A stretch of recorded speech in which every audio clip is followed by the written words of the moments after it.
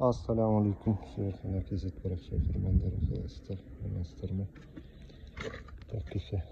Terezenin at kustağının iki şeyti jasaldı. Şimdi tip sadan oluştu. Şimdi sol cevabı және төбесі бар inşallah. Осыны болғаннан кейін жалпы жоспар.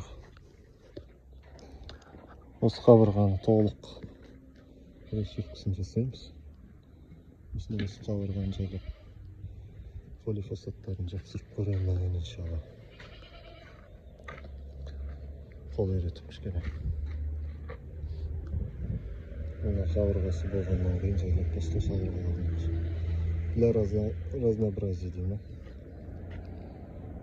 Bir türlü жұмыстан жалығып кетесің кейде. Сол үшін әбден мынаны шығып жасау бар. Полифосфат.